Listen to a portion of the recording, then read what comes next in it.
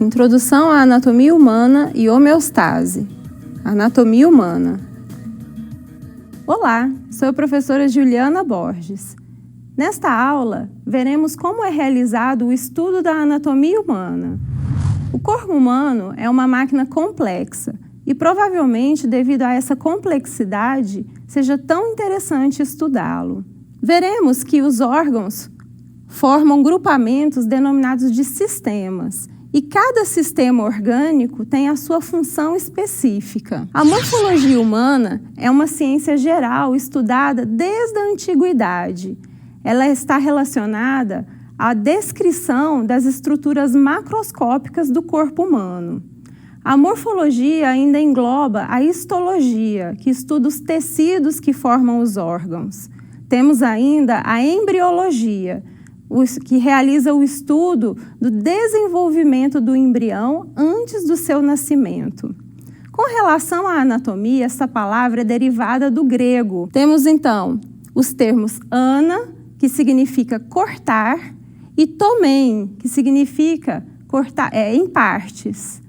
Ana e tomen, portanto, cortar em partes, que nos remete à dissecação de cadáveres extremamente necessária para a compreensão da anatomia de cada órgão que compõe o nosso corpo.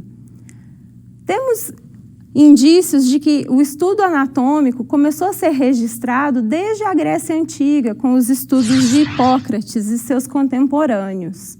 Posteriormente, vários artistas iniciaram seus estudos anatômicos para aprimorar as técnicas de pintura e execução de escultura. Como mencionado, a anatomia é uma ciência descritiva, ou seja, descreve a estrutura, a composição dos órgãos. Dessa forma, existe um compilado de termos anatômicos denominado de terminologia anatômica. É na terminologia anatômica que nós vamos encontrar, então, todos os termos relacionados à descrição das estruturas anatômicas do nosso corpo. Mas nem sempre foi dessa maneira. Antigamente, muitos epônimos eram utilizados. O que são epônimos? São termos que homenageiam pessoas. Então, era muito comum a pessoa que descreveu a estrutura nomear a estrutura anatômica com o próprio nome, como é o caso da trompa de Falópio. Falópio é o sobrenome do médico que primeiro descreveu essa estrutura. Hoje em dia, ela é denominada de tuba uterina, pois é a estrutura alongada que parte do corpo do útero. Ela tem o formato de tuba, muito semelhante ao instrumento musical, e possui relação com o útero, por isso o termo uterino. Muitos termos, como nós podemos ver nesse quadro, podem ser abreviados. Isso acaba economizando tempo na escrita de prontuários, por exemplo. A artéria pode ser abreviada com A ponto, artérias no plural, AA ponto. Músculos podem ser abreviados também, por exemplo, músculo no singular, músculo M ponto, músculos MM ponto, e assim por diante. Além dos termos serem padronizados para poder descrever as estruturas,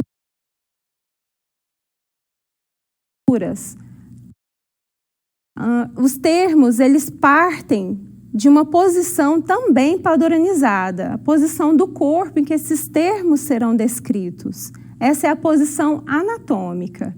Observem a nossa personagem, que foi desenvolvida especialmente para você entender a posição anatômica.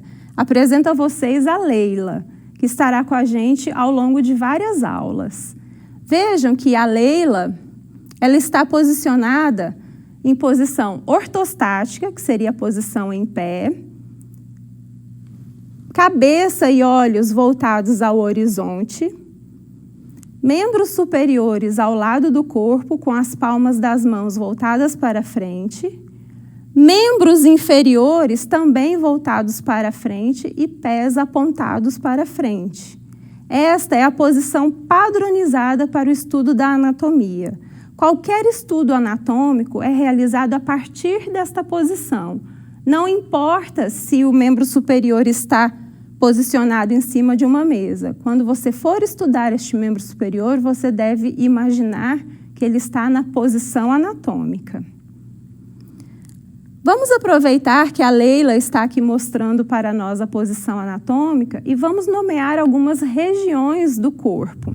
Observem que a região da cabeça pode ser denominada de região cefálica, enquanto a região do pescoço é denominada de região cervical. Vejam que, em relação a essas regiões maiores, existem divisões, sub-regiões que também recebem nomenclaturas específicas. Por exemplo, a região acima das órbitas, que contém os olhos, é a região cranial, e abaixo dela, anteriormente, é a região da face. Relacionada à região do crânio e da face, temos ainda a região frontal, que corresponde à região da testa, a região temporal, ou têmpora, que é essa mais lateral do crânio. Temos a região oral, que está relacionada à boca, a região nasal, relacionada ao nariz. Com relação ao tronco, vejam que ele é dividido em 3 partes. A região mais superior é a região torácica, a região média é a abdominal e a mais inferior é a pélvica. Relacionada aos membros superiores, temos a região do ombro, temos a região axilar, a região braquial relacionada ao braço, a antebraquial relacionada ao antebraço, a região carpal ou punho, né? E a região palmar relacionada à face anterior da mão.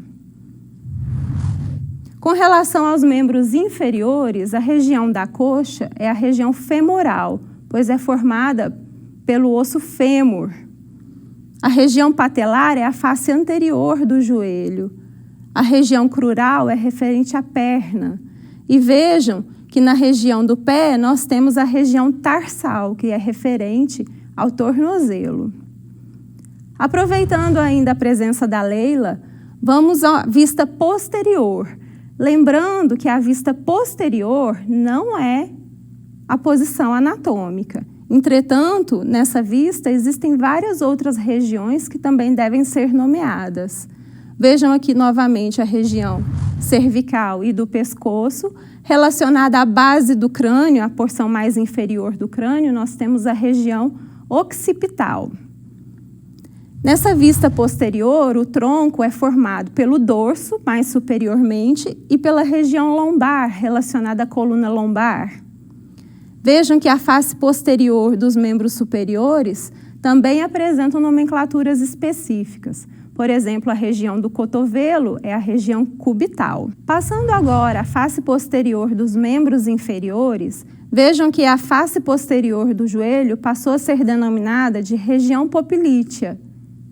As nádegas, a região glútea, é formada principalmente pelos músculos glúteos, por isso essa nomenclatura.